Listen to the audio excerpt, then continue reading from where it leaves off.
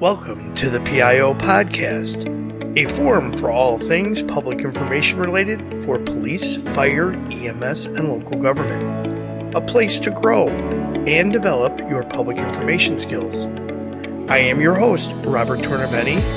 I have over 11 years of experience as a PIO and 27 years as a law enforcement officer. I am proud to announce that we have partnered with the PIO Toolkit to expand and grow the podcast.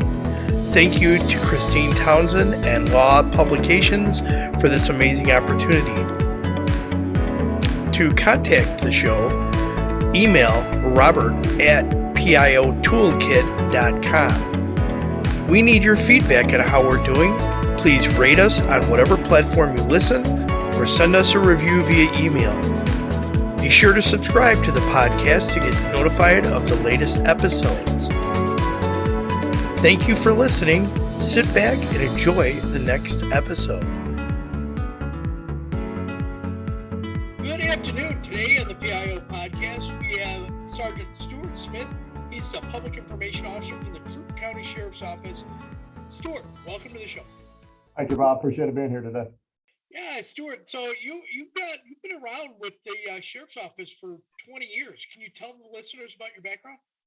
Yeah, so actually I got my public safety career started back in late 1997. I started as a 911 dispatcher for our local 911 center. And prior to that, I did some work as a law enforcement explorer when I was in high school, just kind of learning things. I did that for about 5 years and got the chance to get my career started in 97. And I did that until about 1999. And I went to Police Academy in Columbus, Georgia, and became a deputy sheriff and did that work for a couple of years, and then had the opportunity to go back to 911 as a supervisor and trainer, and did that for several years. And then in January of 2013, I came on board with a new sheriff here at the sheriff's office as his PIO, and I've been in that seat ever since. Now, how did that end up becoming something that you were interested in? Because that's not normally what law enforcement wants to go into is the public relations field. Yeah, so it was honestly a conversation that me and the sheriff had. I'd known him for several years. He was actually my explorer advisor back in those early days, and I worked for him here at the sheriff's office, and we had a great relationship. And he and I talked during his campaign for sheriff, kind of how he wanted his administration to look and some key people that he wanted to put in place. I had no PIO background, but I kind of knew a little bit about the job, what his expectations were, the community relation things that he wanted to do, and he really didn't have anybody else in mind. And he and I talked about it, and it was just something that I felt led to do and wanted to do, and pursued it. And here we are, 9.5 years later, and it's working out pretty good. Excellent. So speaking about the sheriff's office, how big is it, and what's the population of the county that you guys serve? Yeah, sure. So we've got about 160 full-time employees. That includes sheriff's office staff and jail staff. Being a sheriff's office in Georgia, we are mandated to run a jail. And so that's the two sides of our houses.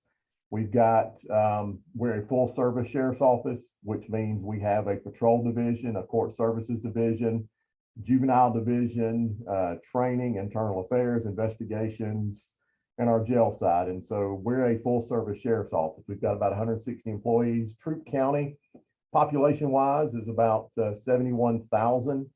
But you count the tourists and the businesses that come in here. We're home to Kia Motors Manufacturing of Georgia. It's a large facility that makes the Kia cars in North America. We're also home to Great Wolf Lodge of Georgia, a lot of industry. And it was announced several months ago that Remington is moving one of their manufacturing corporate headquarters here to Troup County in the next year or so. And so we are a growing county. But you, like I said, you add the visitors, the commuters, the travelers, that's probably another 5,000 to 10,000 people per day. And where in Georgia is Troup County located? So Troup County is located on the Alabama state line on Interstate 85 and 185. We're about an hour south of Atlanta and probably about an hour and 20 minutes north of Montgomery. And so we're situated between those two metroplexes there. Okay, that gives everybody a better understanding of where you're located. Yes, sir. So as the public information officer, which is a lot of responsibility on its own, Right. you have a variety of other responsibilities, don't you? I do. Primarily, obviously, as the PIO, my primary function is to be the media liaison.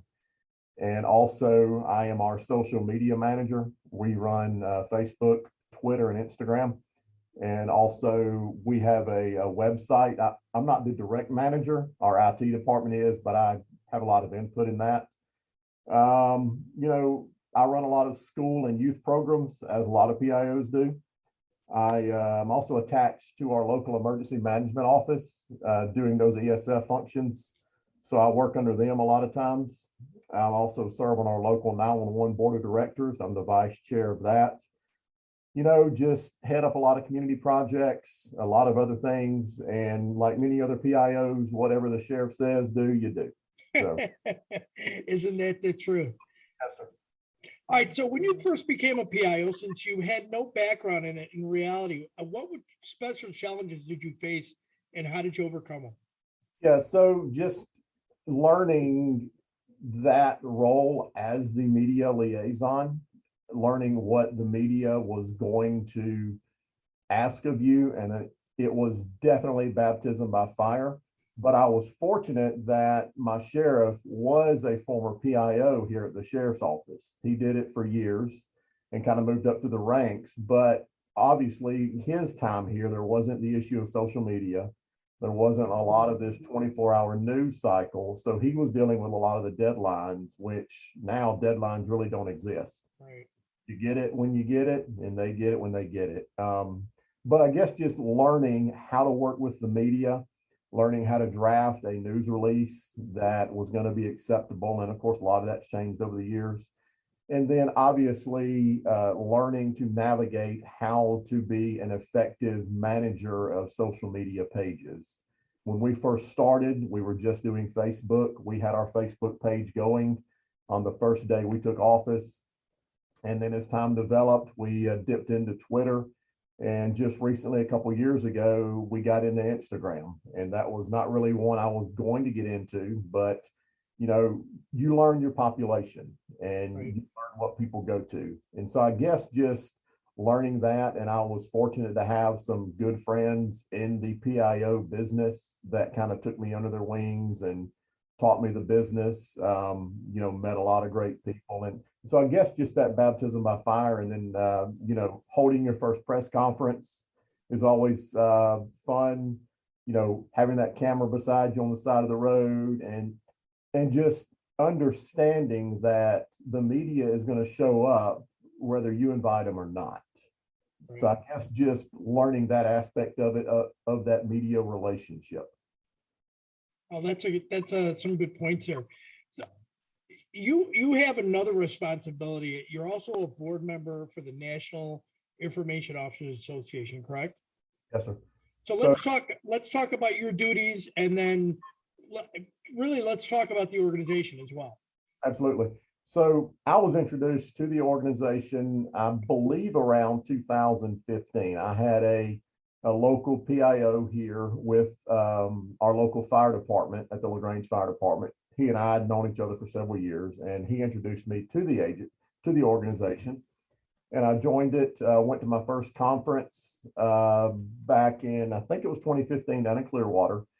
And I felt like, and I wrote about this in our most recent newsletter, how I felt like the new kid on campus walking into school. And if you've ever been there, it's overwhelming when you walk in that room and there's hundreds of people there and you only know one of them. Yep. And so, but, very welcomed by the staff, very welcomed by the fellow PIOs. And I met a couple of people. But then the next year we went to Nashville, and I made it a goal to meet a few more people, and I did. And now back in October, I was appointed or anointed, whatever word you want to use, to be the regional director for Region 4. And so it is just an amazing organization. And if there's PIOs out there that are not part of NIOA or a professional information officer group, I ask them why they're not. And I understand sometimes budgets are an issue, but find the money and get a part of these organizations. And like I said, I've been in this organization for several years and just kind of worked my way through things, meeting people, meeting the right people, making those connections. And, obviously somebody on that board saw something in me to put me in this position, and it's certainly been a blessing for me. So what, as an area liaison or whatever it is for Region 4, is that what you said? Yes, What are your responsibilities? What do you have to do? So number one, Region 4 is the largest region in NIOA. It's basically the Southeast. It covers Alabama, Florida, Georgia, Kentucky, Mississippi, the Carolinas, and Tennessee. We've got about 500 members in NIOA, and Region 4 alone has about 200 plus members on my last roster I got a couple days ago. So basically, my main functions are to attend the conferences, which I do, and to help with logistics and planning and stuff like that. To try to hold as many meetings as I can with my members. Obviously, that large of a membership, I try to do what Zooms and what phone calls I can. When I'm in the area, I try to have lunch with some of my members. A couple months ago, I'm fortunate, I've got a few members next door to me in Alabama. There's about 6 or 7 in that one area, and we met and had lunch one day.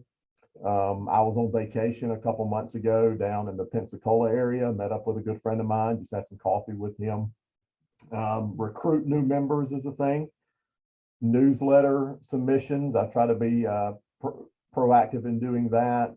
Again, recruiting, just being out there for the people. And also, when there is a crisis or something occurs and these PIOs are maybe screaming for help or grasping for straws, I try to reach out to them and, if they need some fellow PIOs to come in and help them out. Back when the tornadoes hit up in Kentucky, back December, I think it was, just a massive deal up there. I started reaching out to the PIOs up there, and they had already had PIOs reaching out to them, and we're going to start driving in. And a few of them, I told them, I'm like, all right, put the brakes on it, let them kind of get situated, and then we'll get back in touch with you. And so just being a liaison to a lot of the memberships and just being a voice to them and helping the board of directors out as much as I can.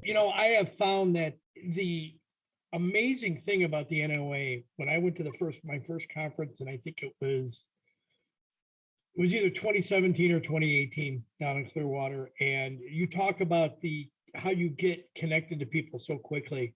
Right. If you can, it is daunting when you walk in that room and everybody is in there.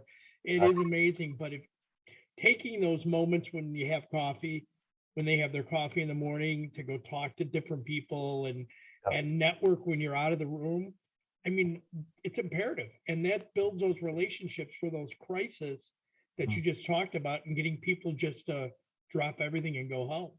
It does. And, like I said, my first couple of conferences, I was just kind of, getting used to it, meeting a few new people. But as the years have gone on, I've met some amazing people, and kind of what started out as professional PIO relationships have kind of grown into those personal friendships.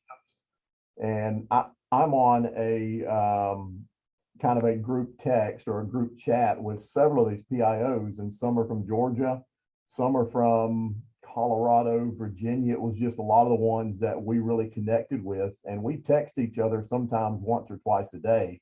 And it may be work related, it may be family related, or it may be, hey, let's just send a funny meme or a funny GIF out, Right. just to meet those connections. And so it's those relationships that have been built through this organization. And like you said, the training is phenomenal at these conferences, but the networking, and that's why I'm glad when we have these conferences, we purposely build in that networking time, be it around the pool or karaoke or just sitting outside, meeting people, and just start handing out those business cards. Because a lot of times when the crap hits the fan, those people will reach out to you and see what you need.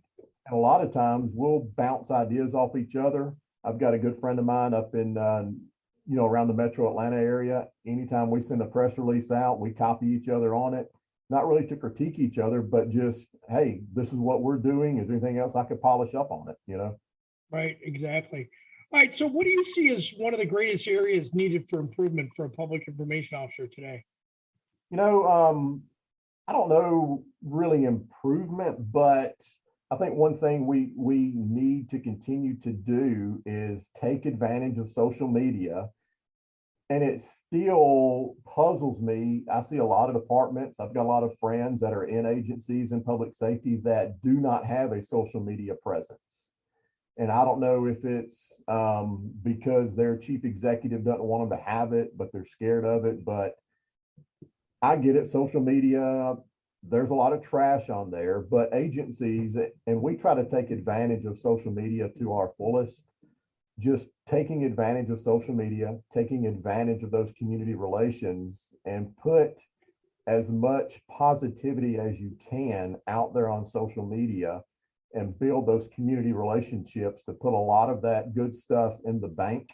Because when you have an uh-oh moment, hopefully that's not what the community is going to remember. They may see it for a few minutes, but hopefully they're going to see all the positivity that you're putting out there. Because if we're being honest, there's a lot of negativity that's facing not just law enforcement, but public safety in general, especially when it comes to recruiting. We've had issues here keeping staff, and I think it's just a nationwide problem. And I'm very fortunate that my sheriff allows me the flexibility to be creative on social media. Obviously, I know my limits, and you should as a PIO, but he allows me to, just be creative on social media and the public to see us as not just, foot soldiers out there pulling cars over and taking people to jail. They can see us as, actual people. I took advantage last week or the week before when it was National Correction Officers Week. I went back in the jail and just interviewed some of our jailers just about their job and spent some time back there. And I put that on Facebook as like a 4-minute video. And that way people could see what goes on back there. I've spent some time riding with we've got people, deputies assigned to the interstate for traffic enforcement. I went and rode with them one day and just did a story on those guys out there. And Joe, just putting those faces out there and so the community can see, what we do every day. Right. And it's interesting. You use the same phrase that I've heard hundreds of PIOs use lately, and it's putting it in the bank. And it's amazing that still there are some that don't understand the value of banking goodwill. Yes. Because when the stuff hits the fan, that goodwill comes through. It does. And if they see that you are genuinely working in the community to help and be involved in the community, interact in positive ways, the anomaly of the bad incident that happens, or it's not going to weigh as heavy on not only the agency, but on the public as well. Yeah. And one program that I'm real heavily involved in our schools, it's called a junior deputy program. And it's geared to third graders. And I go in the schools. We've got a great relationship with our local school system. And they allow me to come in to meet with the third graders in 11 different elementary schools and teach them 4 lessons on just being safe in life. And at the end of the year, actually, this week, we're hosting 11 of those kids that were chosen as kind of like the top students of their school. And so they'll spend the day with me and the sheriff and our staff and kind of just, of course, they'll get to miss school for a day. That's a plus for them. But they'll hang out with us and just see us. And then we do like social media safety presentations. I do a summer youth camp for kids in July, and I'm already cranking that, I'm already planning that thing. And so spending those relationships with those kids, and I tell parents and teachers all the time, I'm seeing maybe 900 third graders a year. I know I'm not going to impact all of them, but if I can impact and make a difference in one of those kids, then it's well worth my time and energy to do the program. Absolutely. And you can never weigh that impact that you're going to have in one. I have I had a thing that happened to me years ago when I was in the schools. And I every never head down, never talk. And I would say, and I made it my mission, good morning every day. I would say to her, good morning, good morning, good morning. And one day she didn't come to school. So I ended up finding out that she had hurt herself. And one of the things she ended up doing is she was hospitalized. So when she came back to school, I saw her walking down the street or down the sidewalk, or not the sidewalk, the hallway. And I said good morning to her again, and she comes walking right up to me and gives me a big hug. And I was like, what's going on? She goes, can I talk to you? I'm like, yeah. So go in my office, sit down. She told me how she was going to commit suicide. Right. And the reason she did not commit suicide is because she knew how upset I would be that I wouldn't be able to say good morning to her every day. That little thing about good morning. Exactly. I mean, I get chills every time I talk about this because it is such an impactful moment to realize how if you hit one, that's all that matters. Exactly. Yeah. And like when I do this youth camp, it's for 9 and 10-year-olds one week and 11 and 12-year-olds the next week. And there's a lot of years where that second week for the older kids, there may be a kid that's came every 4 years, and it's not really a camp where the parents are dragging the kids to get there. It's not like they're going to math class or something. We try to have fun with them and have a good time. A lot of these kids want to come. Right. So, and I've got a lot of adults that work with me, and they'll call me back in January. The adults will, hey, when you got camp, remember me to help you out, And so it's, like I said, just that work in the community, putting in much bank as you can, because one thing, and I wanted to mention this while I'm on with you, for our PIOs and a lot of these executives is one thing we've seen here in this area, and they're making their ways around different parts of the country, are these self-proclaimed First Amendment auditors. They're showing up with their cell phones and they're pushing the limits. And we had a visit about a month ago and it went okay, but he's also made visits elsewhere where it's not gone okay. And so one thing when we talk about just the improvement that you could do is you really need to be on top of your game when it comes to some of these people that may show up with cameras, because everybody's a reporter these days. It doesn't matter if they're professional or amateur. Just understand where these people can be with cameras, where they can't be with cameras. And unfortunately, some of these people know the First Amendment better than we do. Yep. So we know Georgia law or whatever state you're in, we know that law front and back, but sometimes these basic amendments that have been around for years, we sometimes forget about them.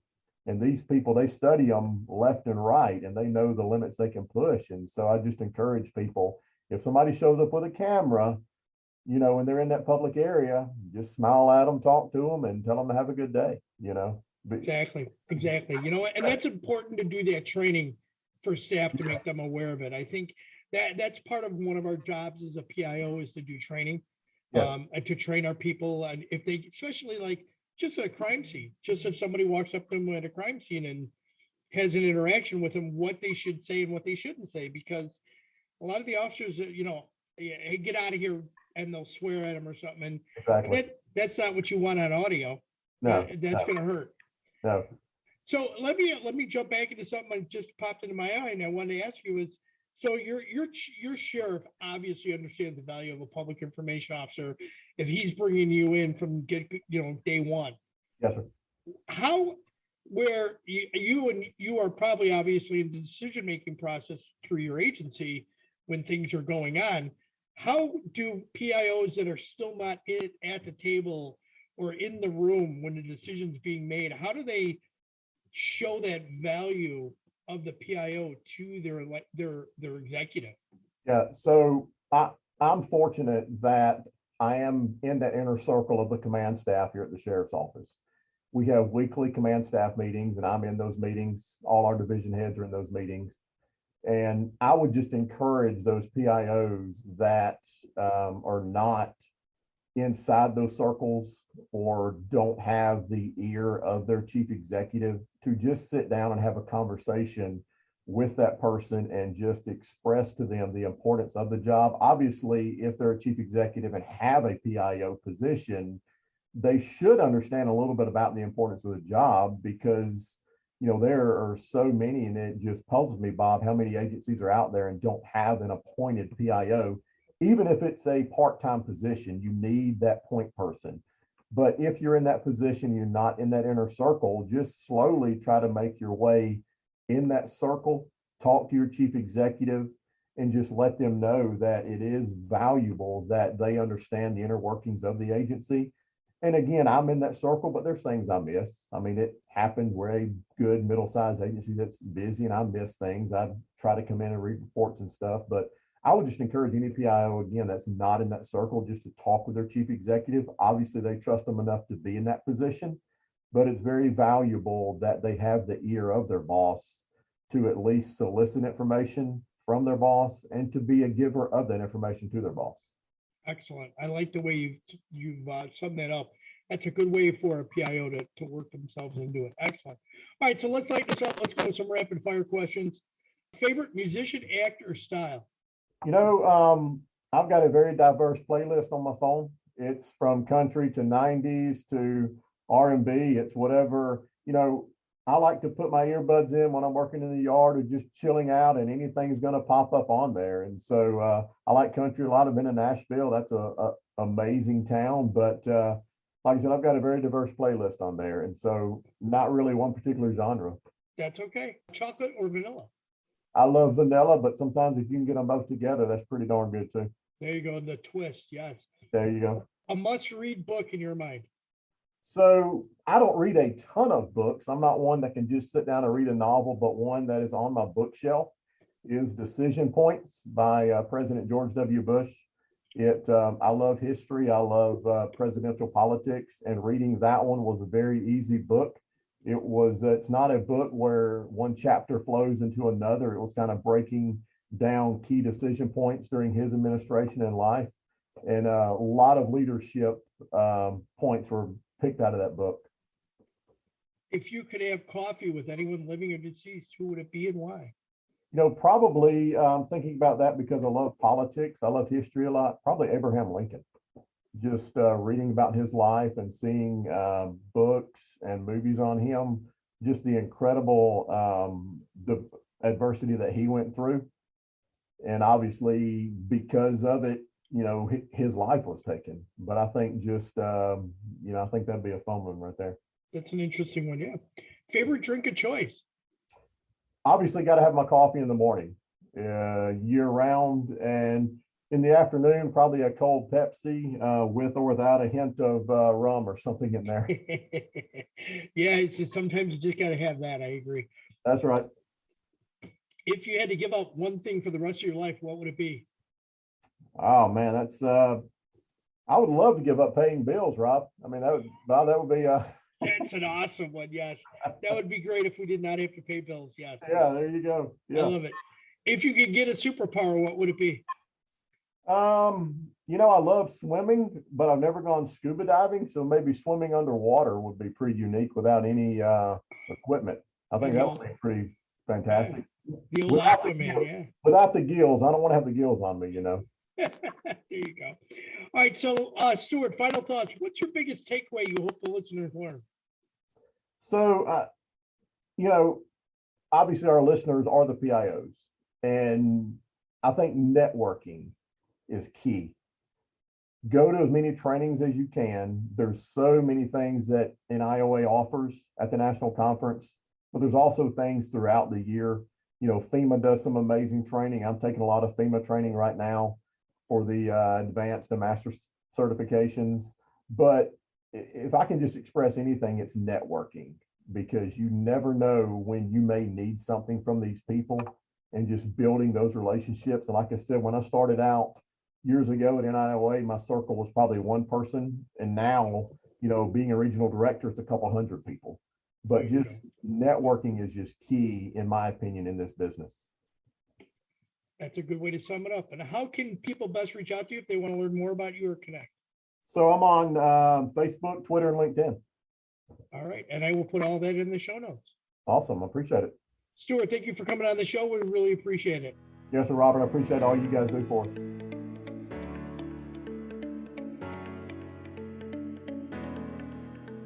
We hope you enjoyed this episode. Be sure to subscribe to the podcast to get notified of the latest episode. If you are listening on a platform that allows reviews, please give us a review. We appreciate any review, good or bad.